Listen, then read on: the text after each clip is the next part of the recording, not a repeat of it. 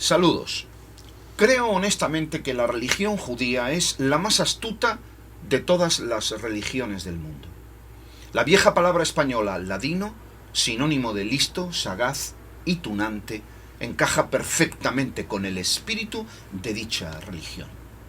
Fíjense si es pícara que ha convencido a media humanidad que su Dios hebreo es el único Dios verdadero. Sin rechistar, sin darse tan siquiera cuenta, todos los católicos, protestantes, ortodoxos, coptos, cristianos en general, creen que el Dios judío es el único Dios de verdad. Más del 50% de los habitantes de la tierra cree que el Dios de la religión judía es el único Dios de verdad y lo adoran servilmente. Los mismos ateos, tal vez sin darse cuenta, cuando discuten la existencia de Dios con un occidental, están partiendo de la premisa conceptual, dando por hecho que Dios es el Dios de los judíos. Y no solo eso, fundamentados en esos libros mitológicos y repletos de fábulas que el mismo judaísmo ha creado, nos han convencido que Israel es el pueblo favorito de Dios. Los religiosos judíos nos han persuadido que los judíos son el pueblo escogido de Dios. ¿No es acaso esto, queridos amigos, algo verdaderamente sospechoso? En adición, y como consecuencia inevitable, por supuesto, aquel que se atreva a ir en contra de Israel estará yendo contra el mismísimo Dios todopoderoso que supuestamente eligió a ese pueblo. Y obviamente el que se atreva, será totalmente destruido por un Dios completamente vengativo y absolutamente airado. No crea que le estoy exagerando, no estoy exagerando un solo pelo. Cuando en el 2014 el gobierno de Israel ordenó al ejército atacar a los palestinos, lo hicieron sobre zonas civiles, hospitales, escuelas de la ONU, entre otros objetivos. Y usaron armas que están prohibidas por la ONU. Los explosivos de metal inerte denso.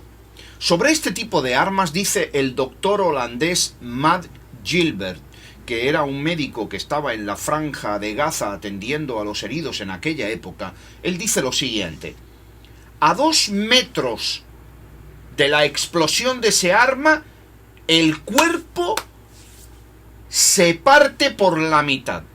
A 8 metros ciega las piernas, las abrasa como si las atravesaran miles de agujas. No hemos visto cuerpos partidos, pero sí a muchos amputados. Como resultado de los ataques, 1.176 muertos fueron civiles palestinos, 377 niños y 196 mujeres. Ni un solo civil israelita murió en esa época.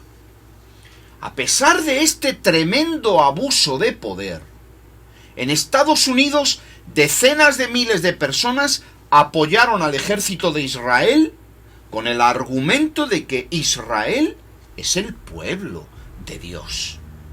La inmensa mayoría de protestantes evangélicos, a los que algunos de ellos, la inmensa mayoría, solo les quedan 2 o 3 neuronas borrachas de religiosidad fundamentalista dentro de la cabeza, que en Estados Unidos hay muchos de ellos, por desgracia, piensan de esta manera. La religión judía es muy refinada en su camaleónica estructura. Fíjese en esto. Los cristianos educan a sus hijos en base del mito judío del pecado original de Adán y Eva, enseñándoles que son pecadores de nacimiento y que por lo tanto Dios, el Dios judío, los aborrece. La religión judía, fundamentada en las mismas escrituras, educa a sus hijos haciéndoles creer que son parte del pueblo preferido de Dios entre todas las naciones. Les dicen que son la niña de los ojos del Dios hebreo y que Dios los ama entrañable y profundamente. Con una base así, no es de extrañar que los israelitas, aunque son una minoría en la población mundial, sean los depositarios de las fortunas más grandes, la mayor cantidad de premios Nobel y, pese a su pequeño territorio, formen una de las fuerzas dominantes en el Medio Oriente. Es motivo de recapacitar el hecho de que los cristianos se introduzcan, se metan en la Torá y saquen de ella amargura y maldición para sus hijos. Pero los religiosos judíos, cuando se meten en la misma Torá, en las mismas sagradas escrituras, sacan de ella dulzura y bendiciones sin límite. Ya me contará usted a mí, querido amigo, si son hábiles o no lo son. Queridos amigos, si buscamos una religión astutamente efectiva, no tenemos que buscar más, ya la hemos encontrado. Porque no cabe la menor duda que este tipo de religión es merecedora del máximo premio a la sagacidad. Los católicos y protestantes y ortodoxos, con todas sus teologías maquiavélicas, con todas sus doctrinas increíbles, no llegan jamás ni a una milésima parte de la astucia de los herederos de Abraham, que son unos verdaderos maestros en esto de los cuentos fantásticos con tintes épicos y ladinos, con tal de convencer a la gente. Por favor, amigo mío, permítame que le diga 3 puntos sobre este asunto. Primero, el judaísmo no se vende como una religión así sin más, sino como una forma de vida. Es decir, no eres un religioso vulgar, sino un intérprete de la existencia desde el profundo objetivo de la Torá, que es, obviamente, el Sanctorum Deus Absconditus allí revelado. El judaísmo te contacta con la sabiduría de Dios hecha letra. La mismísima revelación de Dios a Moisés te será comunicada. Imagínate, en la Torá están todos los secretos para ser absoluta y plenamente feliz en la vida. Serás un sabio en medio de lerdos necios. Solo tienes que obedecer naturalmente. Obedece la Torá y estarás en contacto con los máximos secretos del profundo nivel de sabiduría existencial en ella revelada. Con tales cuentos, queridos amigos, raro es el pez que no pica. Y no vayan a creer, amigos, que no es que yo dude de que eso sea cierto así porque sí. Lo que pasa es que yo veo a los ultraortodoxos, los Haredim del barrio Mea Sharim de Jerusalén, por ejemplo, quienes toda su vida diaria la ocupan en estudiar la Torá. No hacen otra cosa, no trabajan nunca, no trabajan ni aunque les amenacen con meterles en la cárcel. Solo estudian, y estudian, y estudian, y estudian la Torá. No hacen otra cosa durante todo el día.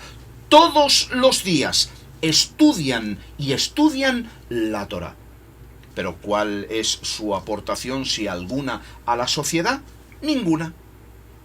Crear problemas al Estado y ofender a los turistas. Eso es lo que hacen, aparte de estudiar la Torá. ¿Pero qué comen? Porque comerán, ¿verdad? Bueno, de eso se encargan sus esposas, porque sus esposas son las que trabajan sin parar. De hecho, son las que con su trabajo ponen un plato de comida en la mesa para que coman sus hijos y sus estudiosos maridos. Amigos, cuando se es testigo de esta vaguería institucionalizada, pues ¿qué quiere usted que yo le diga? Yo no tengo más remedio que preguntarme ¿qué sabiduría existencial puede haber en la Torá cuando los que están dedicados a su exclusivo estudio por años y años y años no trabajan nunca, sino que permiten que sus esposas sean las que trabajen, las que se partan el lomo como mulas para mantenerlos, para ponerles un plato de comida en la mesa a ellos y a sus hijos? Aunque, oiga, bien pensado, ese machismo enquistado en la Torá que logra hacer estos chulos espirituales que comen del trabajo de las mujeres, oye, bien pensado no es ninguna tontería, ¿verdad? No, si te digo yo a ti que esta gente es fina, pero fina de verdad. Segundo, en adición, el judaísmo es una religión progresiva, es decir, comienza inocentemente, pero se va adueñando de todas las áreas de tu vida como una hiedra hambrienta. Empiezan inculcándote que los secretos de la revelación de Dios, muy importante, la palabra revelación, están exclusivamente expresados en la Torá. Y este principio, el principio de la revelación, una vez aceptado, irá dominando paulatinamente tu conciencia. Lo escrito en la Torá te controlará todo. Tu diversión, tu trabajo, tu matrimonio, la educación de tus hijos, el tiempo de descanso. No habrá una sola área de tu vida que no sea dominada por este monstruo hambriento de la Torá.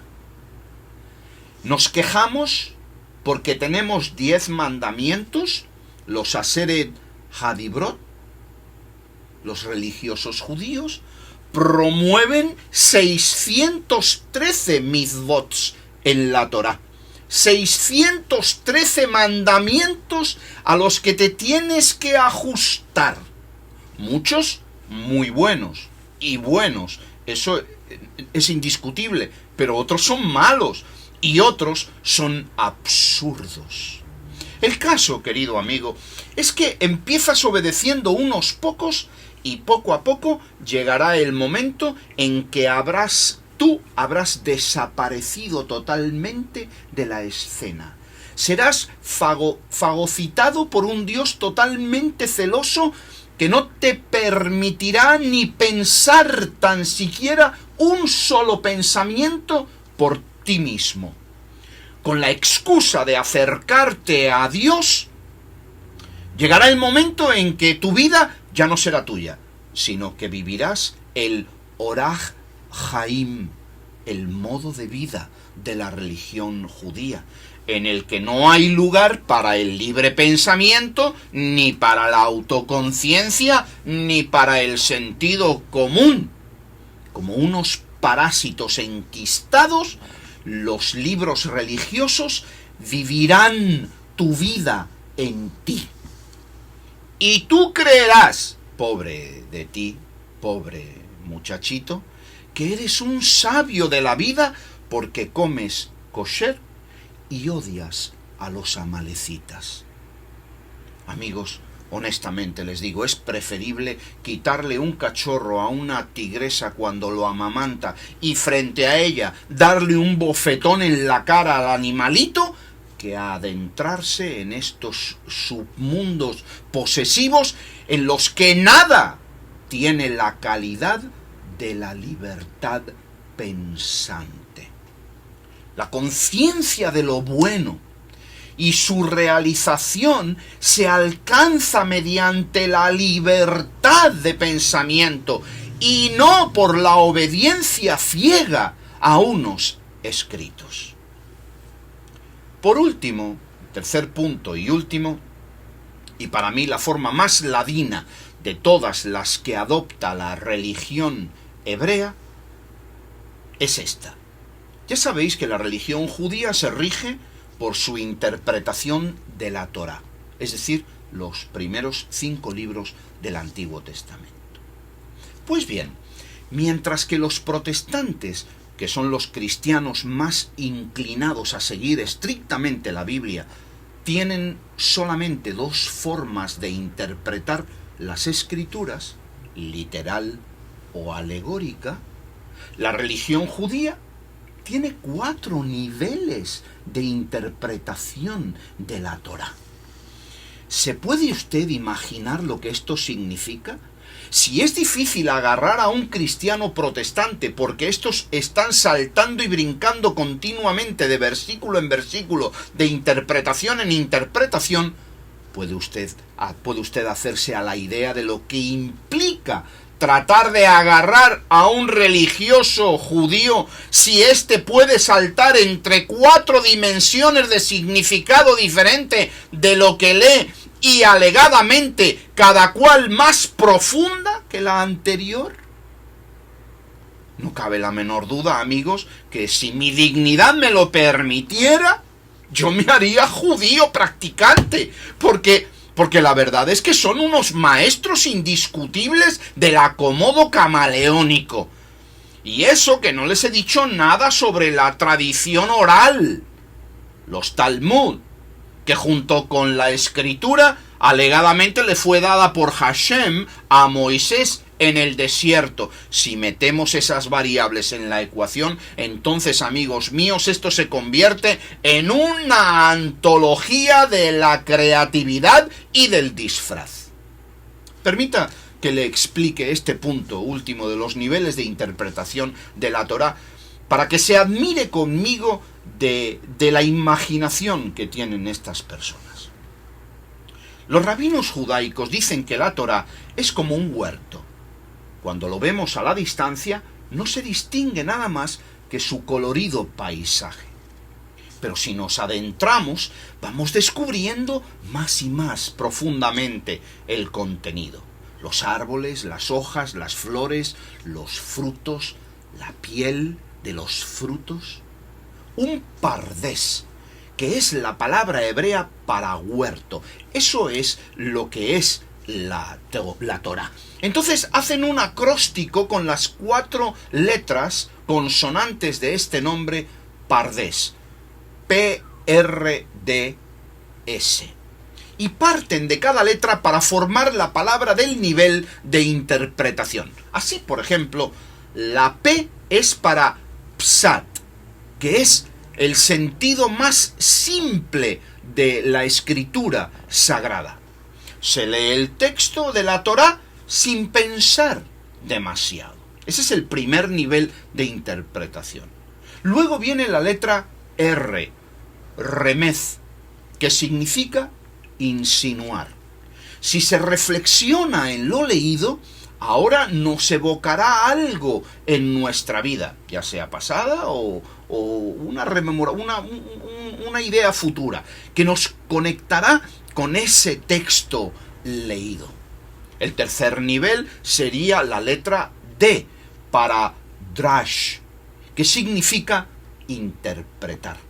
Esto implica que al leer las historietas de la Torá, las interpretamos como lecciones para nuestras vidas. Y la cuarta y última, en la que creo que sacan la bola del campo en un home run de epopeya, la letra S, sod, que significa secreto. Por este medio, alguien sacará a la luz el misterio escondido en el pasaje que se está leyendo o estudiando. No habrá límites ni para la imaginación ni para la ocurrencia. Las más disparatadas e hiperbólicas conclusiones, imprevisibles e irracionales, se darán cita en este último nivel de interpretación. Por lo tanto, la religión judía, basada en estos 4 niveles de interpretación, obviamente tiene contestación para todo, para lo pasado, para lo presente, para lo espiritual, para lo tangible, para lo intangible, para lo que se imagina uno o para lo que uno cree que pueda ocurrir. No cabe duda, amigos, que estos señores han sido, son y serán unos maestros de la hipnosis, la manipulación y el cuento alegórico. Y a mí, mire, me pasa muy posiblemente lo que le ocurre a usted. A mí me parece muy bien todo esto, que cada cual haga lo que le dé la gana, que cada cual se suba al globo que quiera, si lo dejan. Yo, personalmente, lo único que no entiendo en mi llana, burda y lisa manera de pensar, que solamente tiene una dimensión, yo me pregunto, ¿cómo es posible que el Dios hebreo, Hashem, Yahvé o Elohim, aniquilara a todas sus criaturas, ahogándolas con un diluvio? ¿Cómo es posible que un Dios sabio matara a miles de niños egipcios la noche de Pascua, cuando éstos dormían confiados en sus cunas? Y que este crimen lo hiciera por motivaciones políticas. Es decir, los mató para que Faraón dejara salir a su pueblo de Egipto. Y que esa deleznable acción no sea causa de vergüenza, sino una festividad.